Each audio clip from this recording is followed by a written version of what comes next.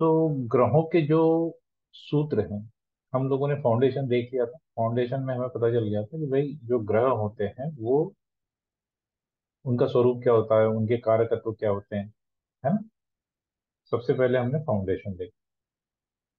Foundation में ग्रहों के कारकत्व देखे। उसके बाद में ग्रहों के प्रभाव देखे एक दूसरे पे। प्रभाव देखने का माध्यम देखा कि 1 5 9 में बैठे हुए ग्रह ये एक साथ होते हैं, इनको कंजंक्शन माना जाता है। तीसरा भाव और तीसरे भाव से त्रिकोण जो होता है उसका भी प्रभाव होता है। दूसरे भाव में बैठे हुए भी ग्रह प्रभाव करते हैं, 12वें में बैठे हुए ग्रह भी प्रभाव करते हैं। ये सारे प्रभाव। साथ में हमने ये भी देखा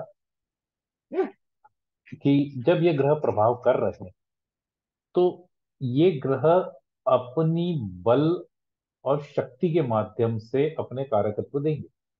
उसके लिए मैंने आपको कुछ सूत्र बताए थे और हमने 2 3 ग्रहों पे उसकी प्रैक्टिस भी करी थी, जो वीडियो यूट्यूब पर अवेलेबल आप लोग उसको देख सकते हैं।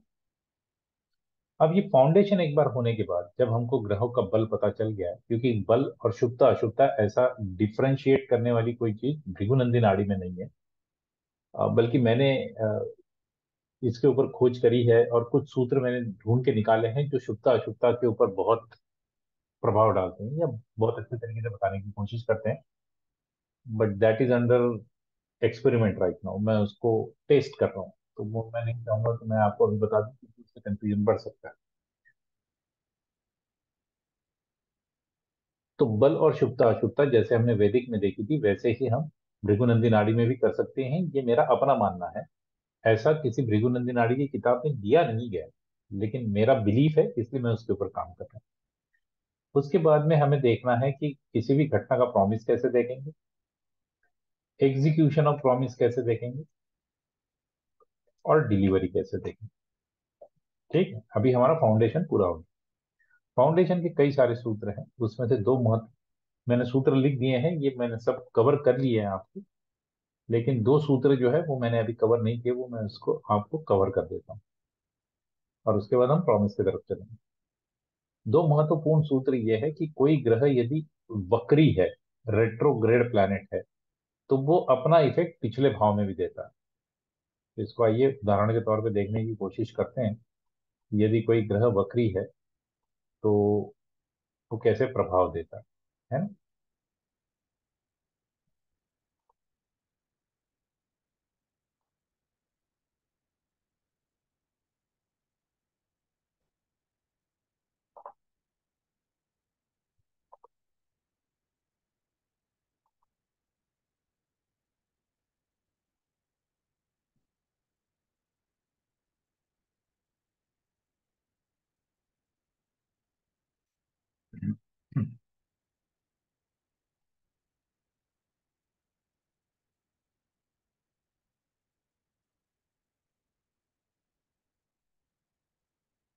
यहाँ पर देखिए, मंगल जो है, यदि हम मंगल का प्रभाव या बृहस्पति का प्रभाव देखने की कोशिश करें, या हम देख लेते हैं शुक्र के ऊपर।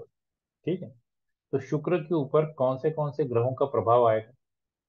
ठीक है, शुक्र के ऊपर कौन से ग्रहों का प्रभाव आएगा, ये अगर हमें यहाँ पर कैलकुलेट करना है तो बड़े आसानी से हम अभी कर सकते हैं कि उससे पहले भाव में, यानी शुक्र से पहले भाव में, 5वें भाव में, 9वें भाव में, ये सारे ग्रह शुक्र पे प्रभाव कर रहे हैं। शुक्र से जो तीसरा भाव है, 1 2 3, यहाँ से यहाँ पे बैठे हुए जो ग्रह हैं वो भी प्रभाव कर रहे हैं। ठीक है, और शुक्र के दूसरे भाव में और शुक्र से 12वें भाव वाले ग्रह भी प्रभाव कर रहे हैं। तो इनको अगर साधारण नियम से देखे जाए, कौन से भाव के कर रहे हैं, इस भाव के प्रभाव कर रहे हैं, इस भाव के भी प्रभाव कर रहे हैं, इस भाव के भी प्रभाव कर रहे हैं। साथ में यहाँ से तीसरा भाव, 1 2 और 3, ये ग्रह भी प्रभाव कर रहे हैं, दूसरे भाव का भी कर रहा है और 12वें भाव का भी कर रहा है। सो जो भी प्लैनेट्स हैं ये सारे प्रभाव कर रहे हैं। अब इसमें मंगल कर रहा है क्या? मंगल नहीं कर रहा है, लेकिन क्योंकि मंगल वक्री है, क्योंकि मंगल वक्री है, तो ये मंगल वक्री होने की वजह से क्या हुआ कि इसका जो अस्तित्व है, इसका जो प्रेजेंस है, ये प्रेजेंस हम इसे पिछले वाले भाव में भी मानेंगे। यहाँ पे भी मंगल बैठा हुआ है, हम मानेंगे मंगल दो जगह पे बैठा हुआ है, एक चौथे भाव में बैठा है और पांचवें तीसरे भाव में भी बैठा है। क्यों? क्योंकि वो वक्री है। वक्री है तो वो पिछले भाव में भी अपनी उपस्थिति रखेगा, पिछले भाव में भी अपना प्रेजेंस रखेगा। अब क्योंकि ये अपने पिछले भाव में भी प्रेजेंस रख रहा है, तो ऐसे वक्त मंगल का प्रभाव इस पर आ गया, शुक्र पर। ठीक है। इसमें यह माना जाता है कि जो भी ग्रह वक्री होता है वो अपने पिछले भाव का रिजल्ट शुक्र के ऊपर या किसी भी ग्रह के ऊपर तभी देगा जब वो व्यक्ति 30 साल का हो जाएगा। अपनी उम्र के 30 साल के बाद, आफ्टर द एज ऑफ 30, वो मंगल उस पर प्रभाव देगा, अन्यथा नहीं देगा, उसके पहले वाले जीवन में नहीं देगा। ठीक है। ये है वक्री ग्रह का सूत्र। अब वैसे ही देखें तो दूसरा सूत्र ये आता है, एक्सचेंज ऑफ प्लैनेट।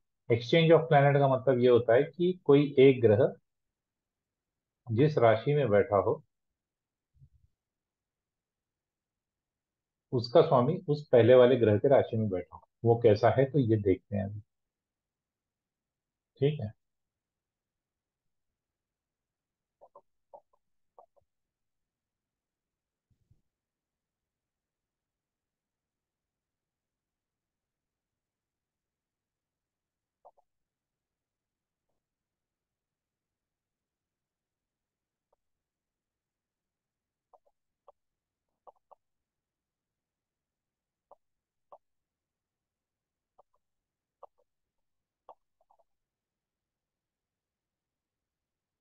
हाँ, यहाँ देख।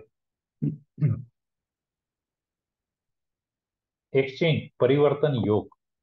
मंगल किस राशि में बैठा है? 10 नंबर की राशि जो शनि महाराज की होती है। और शनि महाराज कहाँ बैठे हैं? 8 नंबर की राशि जो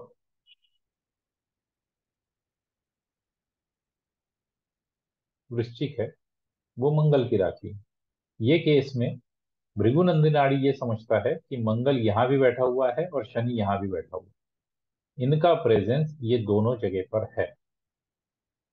यहाँ पे सैटर्न बैठा हुआ है और यहाँ पे मंगल।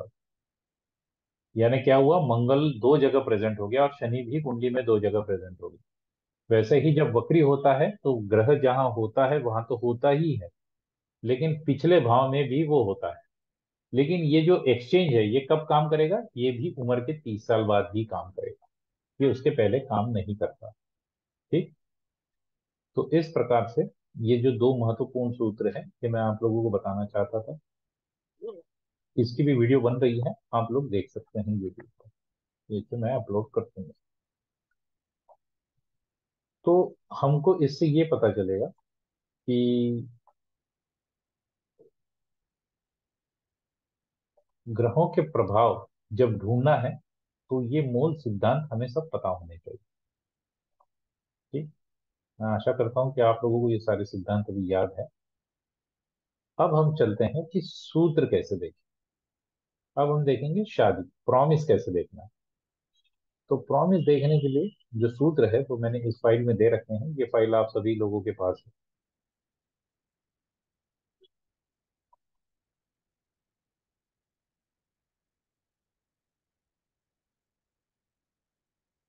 शुक्र जो है वो शादी के लिए, मेल प्लैनेट के लिए माना जाता है। शुक्र ये शादी के लिए, मेल प्लैनेट के लिए माना जाता है। यदि शुक्र ये 1 2 3 5 7 9 11 भाव में बृहस्पति से है तो marriage is promised and he will have a married, happy married life. चलिए आइए अभी इसको देखते हैं।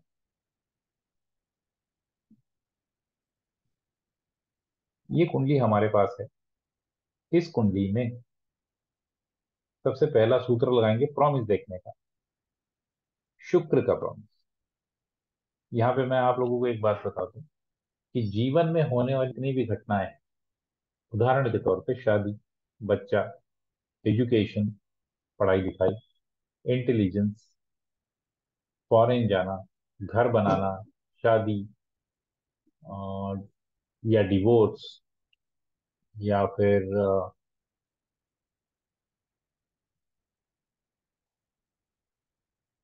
कोई धार्मिक कार्य करना, मंदिर बनाना, किसी भी प्रकार की घटनाओं के लिए अलग अलग इस प्रकार से सूत्र भृगुनंदी नाड़ी में दिए गए हैं।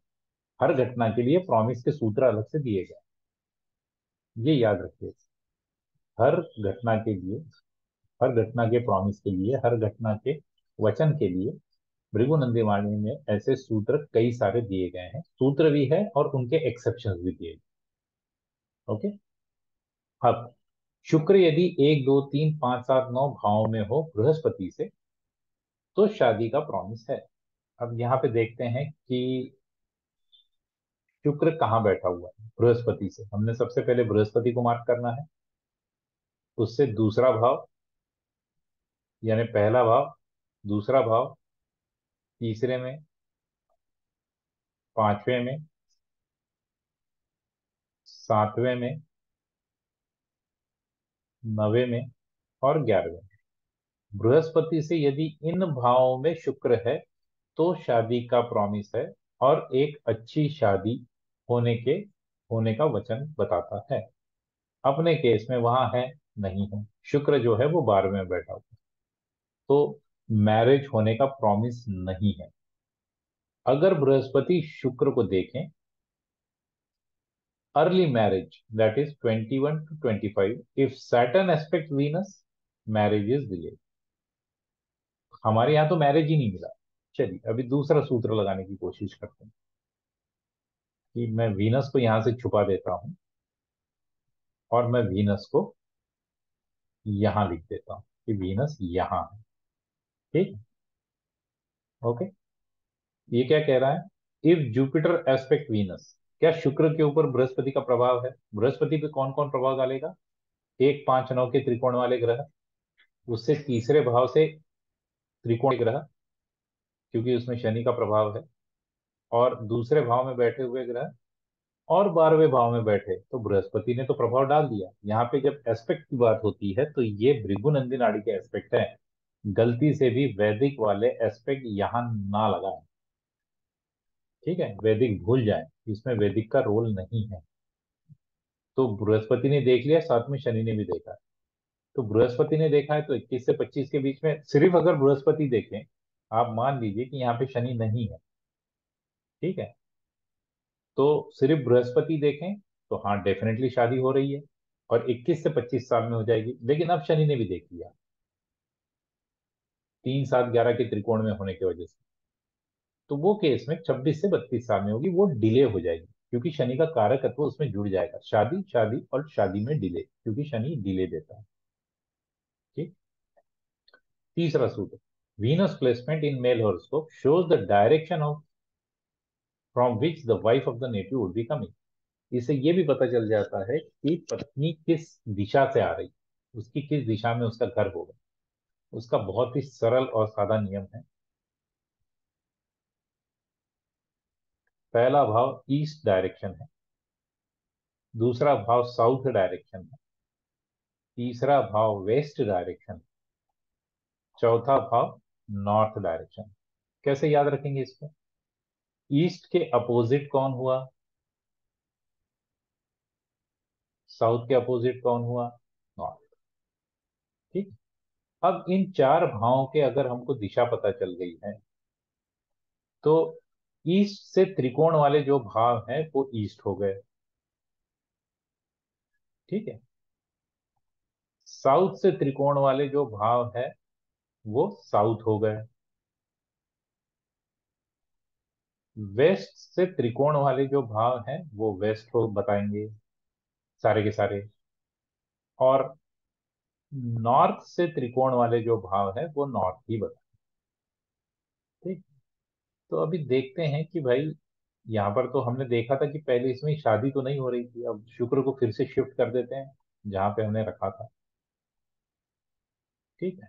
अब शुक्र जो है वो यहाँ, तो क्या ये साउथ के त्रिकोण में आ रहा है, वेस्ट के आ रहा है, या नॉर्थ के आ रहा है? तो हमें यहाँ दिख रहा है कि ये ईस्ट के त्रिकोण में आ रहा है। ठीक है, तो पत्नी जो होगी वो जहां आप रह रहे हैं, ये जातक जहां रह रहा है उसके पूर्व से आएगी। ठीक है, यदि शुक्र यहां होता तो हम कहते, क्योंकि त्रिकोण जो बन रहा है वो साउथ डायरेक्शन वाला बन रहा है, तो पत्नी साउथ से आएगी, दक्षिण से आएगी। तो दक्षिण से कोई भी दिशा हो सकती है, यानी दक्षिण दिशा में कितना भी दूर हो सकता है, उसकी लंबाई नहीं बता सकते लेकिन दिशा बताएगी। ठीक, अगर बृहस्पति और शुक्र एक ही हाउस में, if Jupiter and Venus are in same house, the native and his wife are from the same village और टाउन। इसकी बहुत बड़ी प्रोबेबिलिटी, बहुत ज्यादा पॉसिबिलिटी होती है कि शुक्र और बृहस्पति अगर एक ही भाव में है तो यूजुअली पति पत्नी एक ही गांव से या आसपास के गांव से ही होते। अगर शुक्र दूसरे भाव में है बृहस्पति के, the native will have riches after wealth, riches and wealth after marriage. शुक्र यदि बृहस्पति से दूसरे भाव में है तो शादी होने के बाद, पत्नी जीवन में आने के बाद बहुत पैसा आता है, बहुत रुतबा बढ़ता है, पैसा आता है, काफी सारे ऑर्नामेंट्स आते हैं, ये व्यक्ति के जीवन में होता है। अब डिले मैरिज, सेपरेशन या डिवोर्स कैसे होता है ना, ये देखिए। अगर शुक्र चौथे, छठे, आठवें, 10वें या 12वें भाव में है बृहस्पति से तो सेपरेशन देगा या डिवोर्स करा देगा। ठीक, if the Ketu is place 159 और 2610 from Venus, the native will have a delay of marriage और डिस्प्यूट और सेपरेशन ऑफ डिवोर्स। शुक्र से केतु यदि 159 में है, उदाहरण के तौर पे देख लीजिए, इसी कुंडली में पहले ही शादी नहीं हो रही थी, और दूसरा शुक्र से 1, 5 और 9वें भाव में केतु है, तो केतु होने की वजह से Ketu is a dead end, Ketu is a break, it will disturb, it will destroy. तो व्हाट इट विल डिस्ट्रॉय, वो अभी शुक्र को डिस्ट्रॉय कर रहा है। शुक्र हमारे लिए शादी है, क्योंकि जातक हमारा गुरु है। ठीक, तो इससे भी परेशानी हो जाएगी। तो पहला रूल भी लग गया, दूसरा भी लग गया, ये बच्ची की शादी नहीं हो रही। ये मैंने अभी की कुंडली लगाई है जस्ट दिखाने की। अगर शुक्र से सातवां स्वामी बृहस्पति, और शुक्र से सातवां स्वामी अगर 6, 8, 12 भाव में बैठा हुआ है तो नेटिव के साथ डिवोर्स होगा या उसकी शादी नहीं होगी। वैसे ही सातवां स्वामी बृहस्पति से और शनि से, ये केतु से संबंधित है, यानी केतु के ऊपर उसका प्रभाव, सॉरी, केतु का प्रभाव उसके ऊपर है। तो जो जातक है उसकी शादी नहीं होगी, अगर हो गई होगी तो डिवोर्स होगा। इसको समझने की कोशिश करते हैं। बहुत साधारण सा सूत्र है, कोई ज्यादा कंफ्यूजिंग नहीं है। शुक्र और बृहस्पति का स्वामी, ठीक है, शुक्र और बृहस्पति से 7वें भाव का स्वामी। चलिए, शुक्र और बृहस्पति को पहले मार्क कर लें, इनसे 7वां भाव देखें, 1, 2, 3, 4, 5, 6 और 7। बृहस्पति से देखें, 1, 2, 3, 4, 5, 6 और 7। क्या ये 6, 8, 12 भाव में बैठे हैं? तो सूर्य जो है 5वें का स्वामी 6, 8, 12 में बैठ गया। दूसरे भाव में छठी राशि है, उसका स्वामी बुध, वो 5वें में बैठा हुआ है। ठीक है, तो सूर्य जो है अपने आप में प्रॉब्लम क्रिएट करती है। वैसे ही ये जो दोनों स्वामी हैं, एक है बुध और दूसरा है सूर्य, इन पर केतु का प्रभाव है क्या? तो देखेंगे, बृहस्पति से 1, 5 और 9 में केतु नहीं है। बृहस्पति से तीसरे भाव में, मर्क्यूरी से तीसरे भाव में 1, 2, 3 केतु है, तो केतु का प्रभाव आ रहा है। सूर्य के 1, 5, 9 में 1, 2, 3, उनके त्रिकोण में केतु नहीं है। सूर्य से तीसरे भाव के त्रिकोण में, ये तीसरा भाव, 1, 2 और 3, इसमें भी नहीं है, ना दूसरे भाव में है, ना 12वें भाव में है। तो केतु का सूर्य पे प्रभाव नहीं है लेकिन बुध पे है। तो यहाँ पे क्या हो रहा है, ये दोनों के दोनों कंडीशन, ये दोनों के दोनों जो सूत्र हैं, ये सूत्र हमें लग नहीं रहे पूरे तरीके से। परेशानी दिखा रहे हैं, जब ये दोनों लग जाते हैं तो पक्का डिवोर्स करा देती हैं, शादी नहीं होने देती। और आखिरी का, अगर बृहस्पति, केतु और शुक्र ये एक साथ आगे पीछे के राशियों में हो, उसको दिखाने की कोशिश करेंगे यहाँ पर कि बृहस्पति, केतु और शुक्र। तो समझ लीजिए,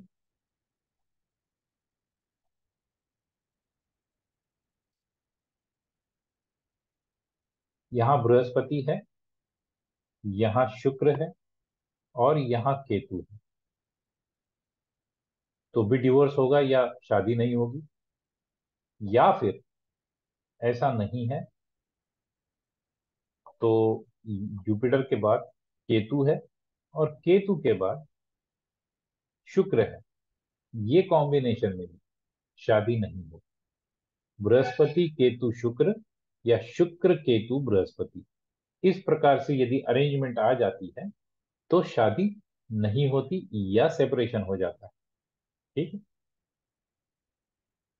तो ये मैंने आपको शादी के रूल्स दिखाए थे। इन शादी के रूल्स से हमको ये पता चलता है कि शादी हो रही है, आसानी से हो रही है, परेशानियों से हो रही है, या शादी नहीं हो रही है ना। ये हम लोगों को प्रॉमिस पता चल गया। साथ में हमको ये भी पता चल गया कि सेपरेशन या डिवोर्स कब कब हो सकता है, या डिवोर्स का भी प्रॉमिस है क्या।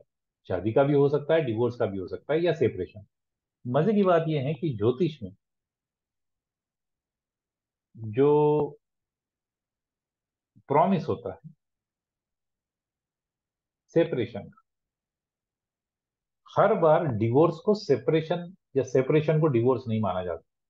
इसका एक उदाहरण मैं आपको देना चाहूंगा। आजकल के जीवन में, जिसे हम देशकाल पात के हिसाब से भी लगाएंगे, तो कई सारे लोग अपने व्यवसाय के लिए या अपनी नौकरी के लिए घर से दूर चले जाते।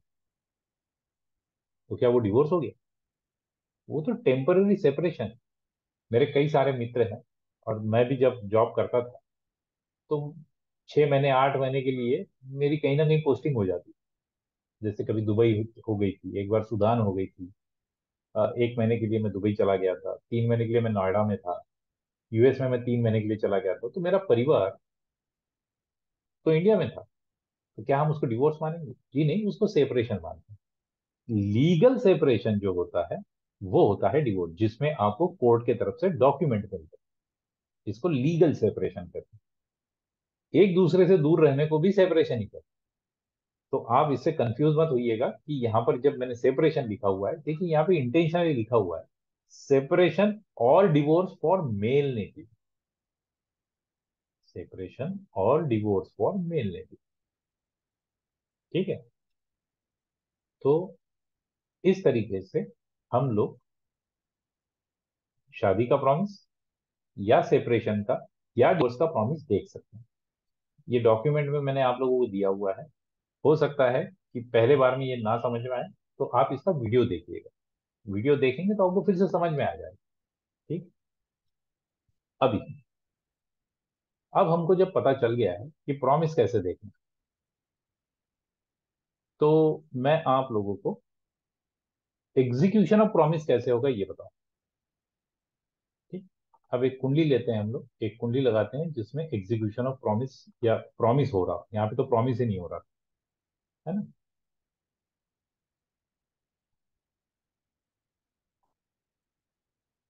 ठीक। अब इस कुंडली में प्रॉमिस हो रहा है। इस कुंडली में बृहस्पति से 1, 2, 3, 5, 9, 11 इन भावों में यदि शुक्र है तो हम प्रॉमिस मानते हैं। चलिए देखते हैं। बृहस्पति से 1, 2, 3, 4, 5। ठीक है। 1, 2, 3, 4, 5 यानी 9। और 1, 2, 3, 4, 5, ये त्रिकोण में शुक्र है क्या? जी नहीं। तो मैं इसको अभी निकाल देता हूं। बृहस्पति से जो तीसरा भाव है उसका त्रिकोण। क्या इसमें शुक्र है क्या? जी हाँ, बिल्कुल जरूर है। हम बोलेंगे शादी का प्रॉमिस आ रहा है। शादी का प्रॉमिस आ रहा है। दूसरा उसमें सूत्र था कि क्या शनि उस शुक्र के साथ बैठा हुआ है? तो जी हाँ, शनि बैठा हुआ है, तो डिलेड मैरिज। ठीक है, ये भी पक्का हो गया। अब शादी का प्रॉमिस हमको मिल गया। अब तीसरा महत्वपूर्ण सूत्र है कि बृहस्पति से जो सातवां भाव उसका स्वामी, बृहस्पति से सातवां भाव उसका स्वामी और शुक्र से सातवां भाव उसका स्वामी, क्या वो 6 8 12 भाव में बैठे हैं?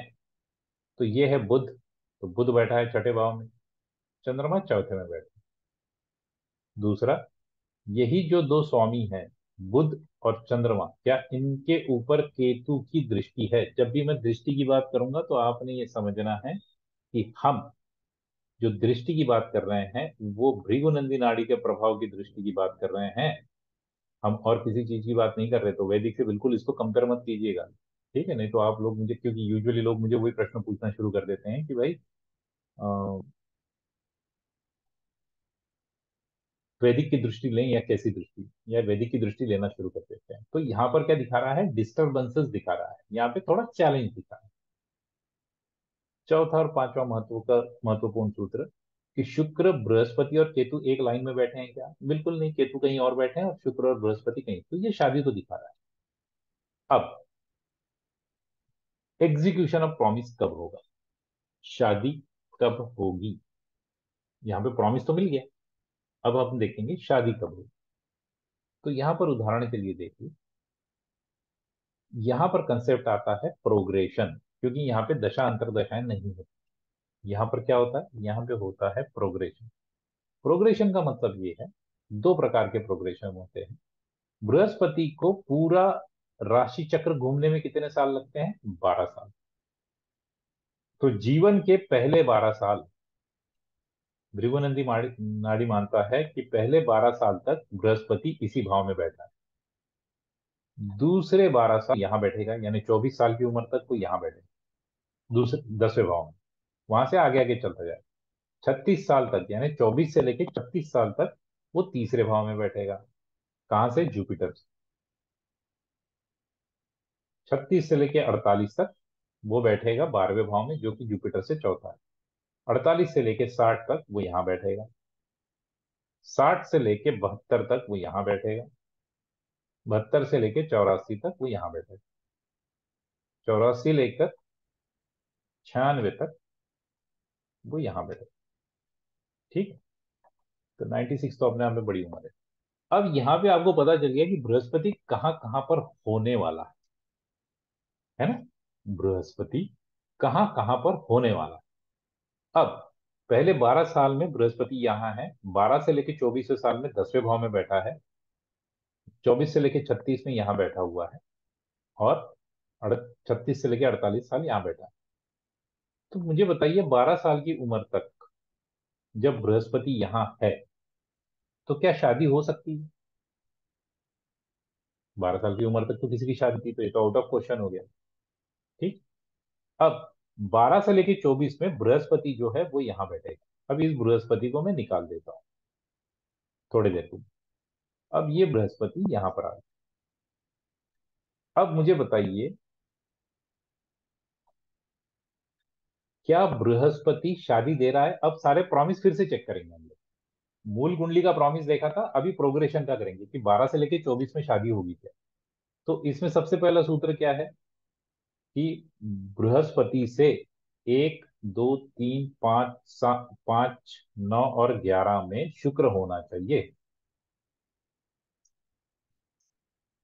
ठीक है, अब यहाँ पे देखिए आप, शुक्र है क्या?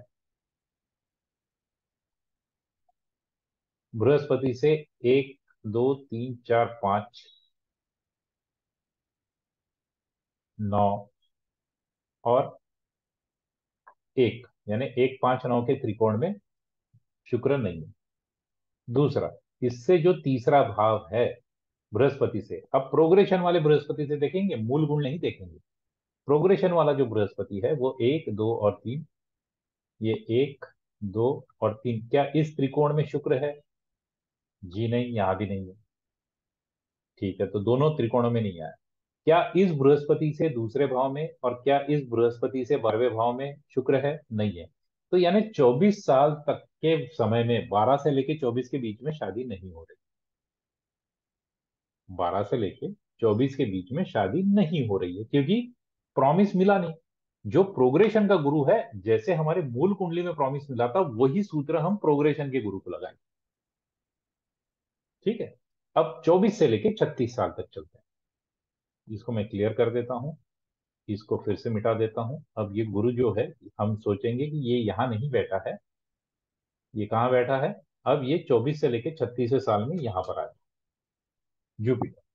अब क्या इस जुपिटर से शुक्र जो है वो 1 2 3 5 7 9 11, 5 9 11 में आ रहा है? जी हाँ, आ रहा है। 1 2 3 4 5 6 7 8 9, 9वें भाव में शुक्र आ गया। तो ये तो शादी दे रहा है, तो हम बोलेंगे 24वें साल से, है ना, 24.1, जब 25वां लगेगा, 25वें साल से तो 36 साल के बीच में शादी हो सकती है, क्योंकि प्रोग्रेशन के गुरु ने दे दिया। ठीक है। तो अब इतने बड़े रेंज में कब होगी शादी? तो आप ये देख लीजिए, ये 25वां साल था। ठीक है। फिर गुरु का 26वां साल ये आएगा, ये 27वां साल आएगा जन्म का, ये 28वां आएगा, ये 29वां आएगा, ये 30 आएगा, ये 31 आएगा, 32, 33, 34, 35 और 36। तो मुझे बताइए, अब शुक्र का मेल बृहस्पति कहाँ कहाँ पे रहेगा तब होगा? कौन से भाव में रहेगा तब होगा? तो इसको याद रखने का बड़ा साधारण सा नियम है कि चौथे भाव में, छठे भाव में, 8वें में, 10वें में और 12वां में अगर शुक्र नहीं आ रहा है बृहस्पति से, तो वो शादी नहीं देगा। चलिए गिनना शुरू करते हैं, मैं मार्क करते जाऊं। यहां से तो हमको मिल गया था, क्योंकि वो 90 में आया। अगर हम समझ लेते हैं 26वें साल में बृहस्पति यहां है, तो यहां से शुक्र क्या छठे, चौथे में, छठे में, 8वें में, 10वें में या 12वें में आ रहा है? गिन लेते हैं। 1 2 3 4 5 6 7 और 8, अरे भाई ये तो 8वें में आ गया। तो इस साल तो शादी नहीं होगी, 26वें साल में। 27 से देखते हैं। 27 से 1 2 3 4 5 6 और 7, 7वें भी शादी नहीं देगा। यहां से 28 में 1 2 3 4 5 6, ये भी छठा आ गया, नहीं देगा शादी। 29वें साल में 1 2 3 4 5, हाँ ये शादी दे रहा है। अब यहां से 1 2 3 4, तीसरे से चौथा भाव, ये भी शादी नहीं दे रहा है। यहां से तीसरा देगा, यहां से दूसरा देगा, यहां से 12वां,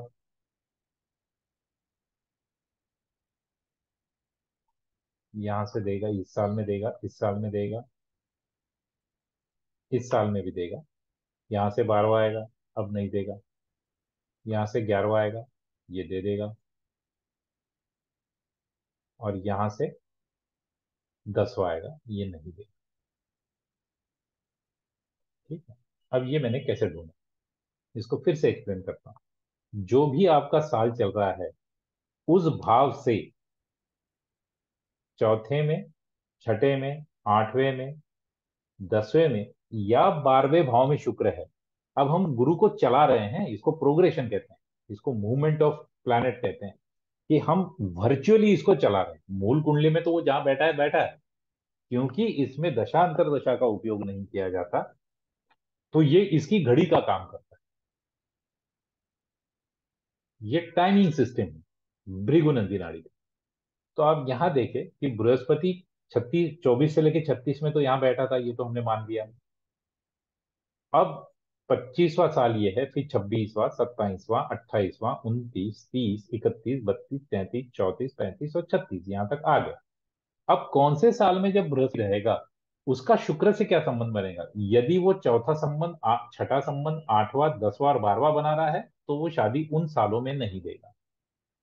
अब यहां पर हम ये लिख देते हैं कि कौन से सालों में शादी होगी। इसको मैं ग्रीन डॉट से मार्क कर देता हूं। तो 25वें साल में शादी हो रही है, 25वें साल में शादी हो रही है, 29वें साल में शादी हो रही है, 31वें साल में शादी हो रही है, 32वें शादी हो रही है, 33 में हो रही है, 35 में हो रही है। इन सालों में 25 में, 29, 31, 32 और 33। पर अब हमको पता है कि क्योंकि मूल कुंडली में शुक्र के साथ शनि बैठा था, तो 25वें साल में तो शादी नहीं हो सकती, क्योंकि वो तो डिले कराने वाला है। तो हम बोलेंगे 29वें, 31वें, 32 में या 33वें साल में शादी हो सकती है। ठीक है। अब ये इन चारों में से कौन से साल में होगी, ये आपको गोचर बताएगा, जो हम आगे लेंगे। मैंने इसकी वीडियो रिकॉर्डिंग कर ली है, आपको इसको एक दो बार देखना पड़ेगा, तब आपको थोड़ा समझ में आएगा। हो सकता है कि आज ही इमीडिएटली आपको समझ में ना आए। ठीक है। इसको हम फिर से रिपीट भी करेंगे अगली कक्षा में।